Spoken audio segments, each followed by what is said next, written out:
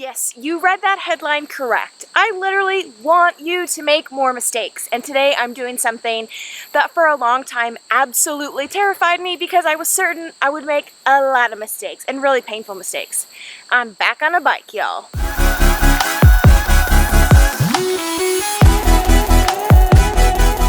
Also, if you saw last week's video, my review of the Headspace app, and you heard me say that I'm going to be doing a little giveaway, stick around because I'm going to share all the details for that at the end of this video.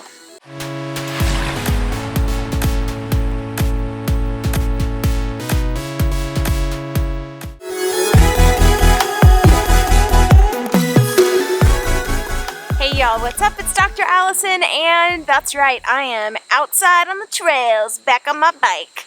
And I want to talk with you today about why I want you to be making mistakes. I know that sounds counterintuitive, but it's so important. So here's the deal. Making mistakes, most of us don't really like that, and we do our best to avoid that. But mistakes actually teach us something super important. And so today I'm going to talk about that 5 reasons I want you to make mistakes. And I'm going to talk about this making mistake with my favorite companion, my little old bike. So let's get going.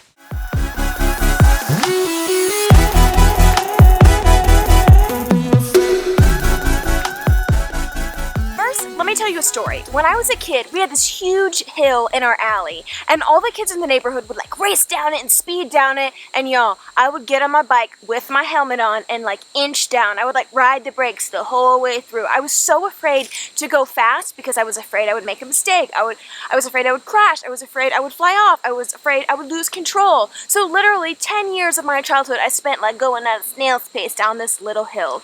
And I found that now as an adult, I'm still pretty terrified to get on a bike because I'm so afraid I'm going to make a mistake. So I'm going to talk about this idea of making a mistake, and I'm going to reference my fear of bike riding and that fear of messing up or making a mistake. So here's the first reason I want you to make a mistake.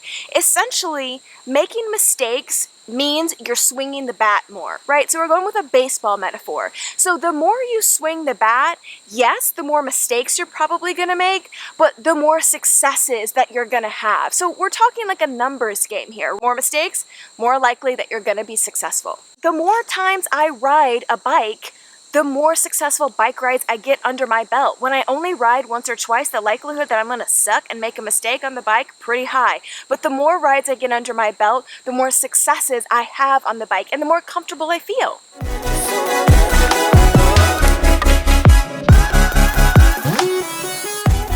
Second reason it's so important that you make a mistake is that it teaches you that your fears and your thoughts are not always the truth.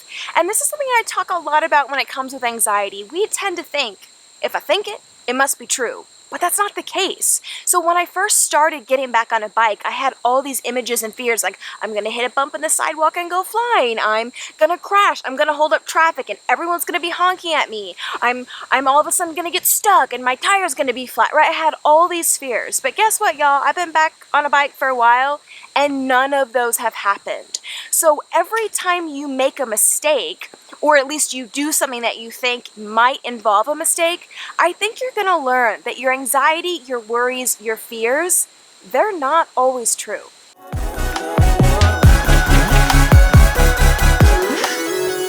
You're going to learn that even when you do make a mistake, it's not as catastrophic as you think. So one of the examples, when Matt and I first started getting back on the bikes, my second bike ride, I think, we rode our bikes to a little coffee shop near our house.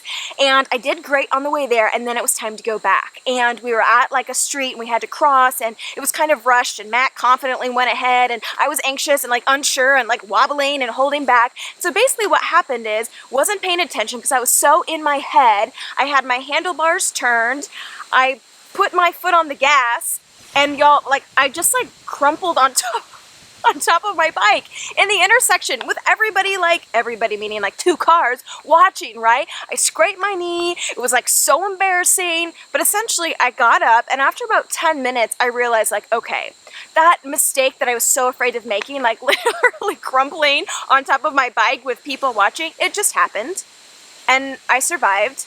And it wasn't that bad. I wouldn't have been able to know that if I wouldn't have actually made that mistake. So in a lot of ways, making that mistake was so freeing because I learned that all those consequences I thought were going to happen in my head didn't happen, even when the mistake actually played out.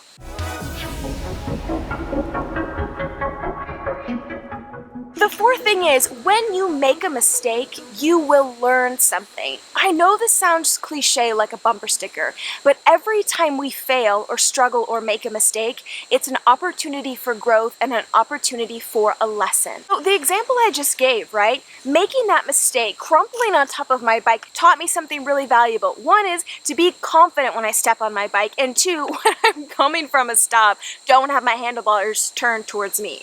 I wouldn't have learned that if I wouldn't have made that mistake, right? So maybe there's a mistake that you've made at work, a mistake you've made in a relationship. Every time we mess up, it's an opportunity to learn, and that's only going to help us going forward. I used to hear that in grad school from my supervisors. They said, we want you to make mistakes because you're going to learn, and that's what's going to help you when you get in those situations in the future. Making mistakes is an opportunity to learn something.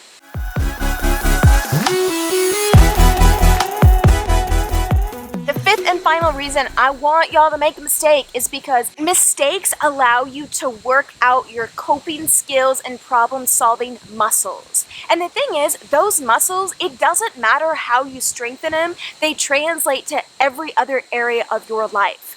So yes, getting back on a bike doesn't seem like a big deal, right? But essentially, it taught me something about overcoming my fears and making mistakes. So yeah, that was on a bike, but guess what? Making those mistakes and working out those coping skills and distress tolerance muscles, that's part of what gave me the courage to open my own business, right? That's part of what has given me the courage to make some new connections that I would normally be a little bit anxious about making, right? That ability to see that mistake wasn't catastrophic, that helps me challenge that in bigger, sort of more real life situations. Every time you flex those coping skills muscles after a mistake, you are strengthening those muscles for the next, and the next thing after that. I will be honest with y'all, I don't really like making mistakes. If I could, I would do everything perfectly all of the time, but that isn't possible. So what I learned is when I was so afraid of making a mistake, essentially I didn't swing the bat very much, right? There were a lot of things that I didn't do, or I said no thanks, or I let it pass me by because I was afraid I would make a mistake. But now I've learned there's value in making mistakes. Mistakes allow me to learn and grow and kind of challenge the anxious thoughts upstairs that say, this is gonna be awful. So I want you to think about, are you making mistakes in your life? If you're not making a ton, I don't know, maybe you're not swinging enough. So that's my challenge to you. Make mistakes. That's how we grow.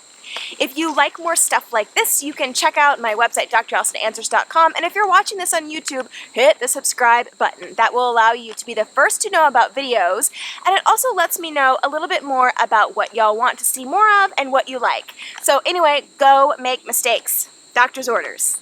Alright, on to the giveaway. Last week I talked about how much I love me some Headspace, and so I wanted to do something for my viewers. I am going to give away one free year-long subscription to one of my viewers. And this is not sponsored by Headspace. It's just me out of my own pocket because I really appreciate all that y'all do to support me. So here's how you can enter. First, you have to subscribe to my YouTube channel. Yep, you gotta click that button. That's the first thing.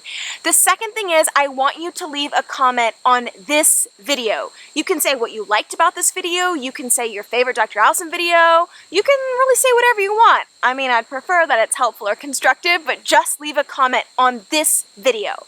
If you want some extra good, like, brownie points out there in the universe and you want to share this video, that would be awesome, but it's not required. So, those two things are necessary to win. You have to be a subscriber to my YouTube channel and you have to comment on this video. You could also like it, but those two things are required.